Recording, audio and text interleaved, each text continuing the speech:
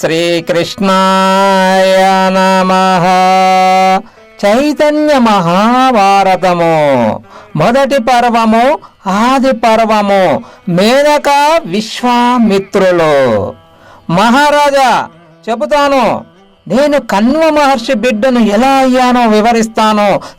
పురుషుల దగ్గర వాస్తవాలను దాచిపెట్టేవారు పాపులవుతారు, ఆత్మవంచకులు అవుతారని శాస్త్రం చెబుతోంది. అన్యదాస్తంతమాత్మానం అన్యతా సస్సుభాషతే సభావేన వృదో మూర్ఖః స్తేన ఆత్మాపహారకః. రాజేంద్ర, నేను విన్న విషయాన్ని ఉన్నదున్నట్లు మీకు వివరిస్తాను. ఇది చాలా రోజుల క్రితం మాట. ఒకనాడు మా ఆశ్రమానికి ఒక మహర్షి వచ్చాడు. కణ్వ మహర్షి. బ్రహ్మచర్య వ్రత నిష్ఠులైన మీకు ఈ బిడ్డ కుమార్తెగా ఎలా ప్రాప్తించింది అని ఇప్పుడు మీరు నన్ను ప్రశ్నించినట్లే కణ్వుని ప్రశ్నించాడు ఆ మహర్షి. అప్పుడు నా పితృపాదులైన కణ్వ మహర్షి నా జన్మ రహస్యాన్ని ఆ మహర్షికి వివరిస్తూ ఉంటే నేను అలా ప్రక్కన ఉండి విన్నాను. అదే మీకు చెబుతున్నాను అని కణ్వుడు చెప్పిన విషయాన్ని సవివరంగా దుష్యంతునికి చెప్పింది శకుంతల. విశ్వామిత్ర మహర్షి ఘోర తపస్సును ఆచరిస్తున్న సందర్భం అది. ఆయన కఠోర తపోమహిమను గాంచి సురనాథుని మనస్సు విచలితమైంది. తన సభలోని అప్సరసలలో శ్రేష్ఠురాలైన మేనకను పిలిచి, మేనక, సుందర సుషమాన్విత కోమలాంగి, శుభాంగి, ప్రచండ గ్రీష్మబాను, సదృశ తేజోవంతుడై విశ్వామిత్రుడు కఠోర తపస్సును చేస్తున్నాడు. అతని తపస్సు ఫలిస్తే నా పదవి ఊడిపోతుందని భీతి చెందుతున్నాను. విశ్వామిత్రుడి తపస్సును భంగమునర్చే కార్యభారాన్ని నీపై ఉంచుతున్నాను. కళ్యాణి, నాకు నీవే శ్రేయస్సును కలిగించాలి. మేనకే తవ భారోయం శ్రేయో మే కురు కళ్యాణి అన్నాడు దేవరాజు. సురగణేశ్వర, విశ్వామిత్రుడు గొప్ప తపస్వి, తేజస్వి, అతి క్రోధనుడు కూడా. ఇవన్నీ మీకు తెలియనివి కావు. అవి తెలియబట్టి అతని పట్ల మీరు భయకంపితులవుతున్నారు.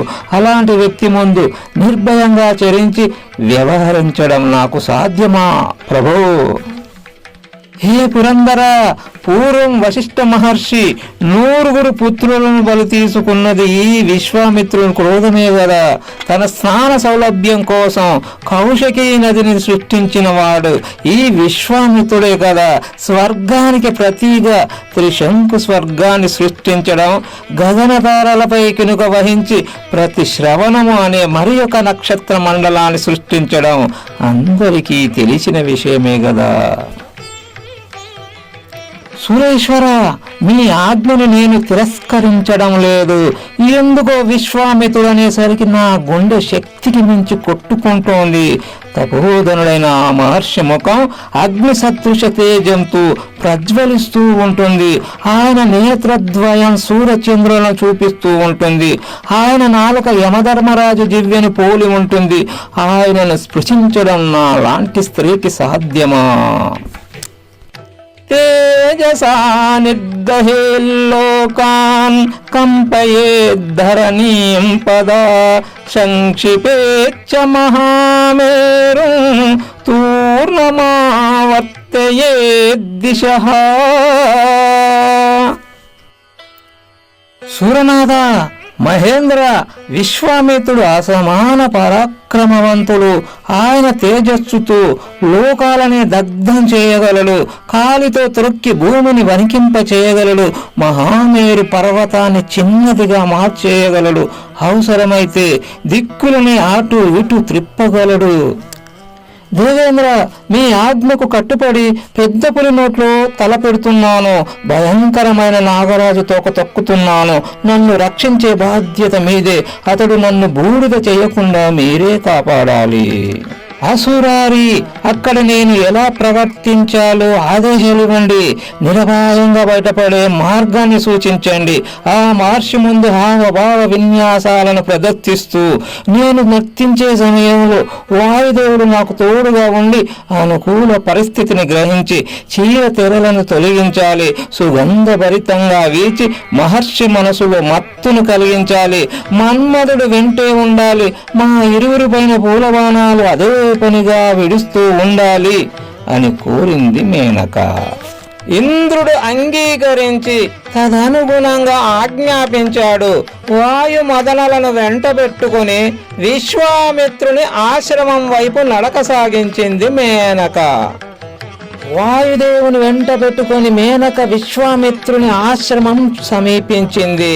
విగత కల్మషుడైన విశ్వామిత్రునికి వినమ్రంగా నమస్కరించింది.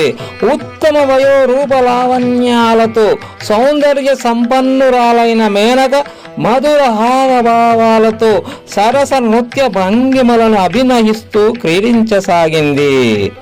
అతిలోక సుందరి మేనక అందచందాలను ఒలకబోస్తూ వయ్యారంగా నర్తిస్తూ విశ్వామిత్ర మహర్షికి నమస్కరించే భంగిమను అభినయించగానే కాలానికి కాచుకుని ఉన్న వాయుదేవుడు వాటంగా వీచి మేనక మేనుపై ఉండి లేనట్లే ఉన్న వెన్నెల వంటి శ్వేత వస్త్రాన్ని దూరం చేశాడు. క్రింద పడిన ఆ వస్త్రాన్ని గ్రహించుటకు వగలొకబోస్తూ విచిత్ర భంగిమను ప్రదర్శిస్తూ మేనక వంగింది. ఈలోగా గాలిదేవుడు ఆ వస్త్రాన్ని లేవదీసుకొని పోయి కొద్ది దూరంలో ఉన్న లతాను కుంజంపై పడేశాడు. వస్త్రాన్ని తిరిగి పొందే నిబంతో నగ్నంగా తిరుగుతూ సిగ్గు తెరలలో ముఖాన్ని దాచేసుకుంటూ క్రీగంటితో మహర్షి వంక అదోలా చూస్తూ వస్త్రాన్ని వెంబడించిపోతున్న వనిత వెంట విశ్వామిత్రుని మనసు కట్లు తెంచుకొని పరుగులు తీసింది. అంతే, మేనక వస్త్రాన్ని విడిచిపెట్టి మహర్షి నాసాపుటాలకు విందు చేస్తూ వాయుదేవుడు సుగంధ వాయులను వీచసాగాడు. ఇదే అదనుగా భావించి మదనుడు పూలబాణాలను సంధించి గిలిగింతలు పెట్టాడు. కామ వికారంతో మత్తెక్కిన మహర్షి చిత్తము ఆలస్యాన్ని భరించలేకపోయింది. మహర్షి తన మునుగురేళ్లతో మేనకను రమ్మని ఆహ్వానించాడు. వాయువేగంతో వచ్చిన వనిత విశ్వామిత్రుని ఒడిలో వాలిపోయింది. మేనకకు హారతి కర్పంలో అర్పించేశాడు తపోధనుడైన విశ్వామిత్ర మహర్షి. సహనశీలుడు ఎంతో కాలం తపస్సు చేసి సంపాదించిన శక్తిని కామక్రోధాలను జయించలేని కారణంగా విశ్వామిత్రుడు వృధా చేసుకున్నాడు. చిరార్జితస్య తపసః క్షయం సకృతవాన్ ఋషిః. మాలిని నదీ తీరంలో హిమాలయ పర్వత శ్రేణుల్లో మేనక విశ్వామిత్రులు యథేచ్ఛగా వ్యవహరించి దినమొక క్షణంలా గడిపి ఒక మగబిడ్డకు జన్మను ప్రసాదించారు. వచ్చిన కార్యం నెరవేరినందుకు సంతసించిన మేనక ఆ పురిటి బిడ్డను మాలిని నదీ తీరంలో విడిచి వెళ్ళిపోయింది. అమరావతిలో మహేంద్రుని ప్రశంసలను అందుకొని సంతసించింది. భయంకరమైన ఆ వన ప్రాంతంలో సింహశార్దూలాది వన్యమృగాల మధ్యనున్న ఆ బిడ్డను శకుంతల పక్షులు సమీపించి రక్షించాయి. తమ రెక్కలతో కప్పి శీతోష్ణాల నుండి వన్య జంతువుల నుండి కాపాడాయి. మహర్షి, ఒకనాడు నేను స్నానార్థమై మాలిని నదికి చేరి అక్కడ శకుంత పక్షుల చేత రక్షింపబడుతున్న ఆ బిడ్డను చూశాను. వెంటనే ఆ పక్షులు వచ్చి నా పాదాలపై పడ్డాయి. మహాత్మా, ఈ బిడ్డ ఎవరో కాదు, నీ మిత్రుడు విశ్వామిత్రునికి మేనక ద్వారా కలిగిన సంతానము. దయామయులైన తమరు అనాథయైన ఈ బిడ్డను మీ పుత్రికగా స్వీకరించండి అని పలికాయి. సర్వప్రాణుల భాషలను భావాలను ఎరిగిన నేను పక్షుల మాటలను అర్థం చేసుకున్నాను. ఆ బిడ్డను తీసుకుని వచ్చి ఆశ్రమంలో ఉంచి పెంచి పెద్ద చేశాను అని కన్వ మహర్షి అతిథి మునీశ్వరునికి చెప్పాడు.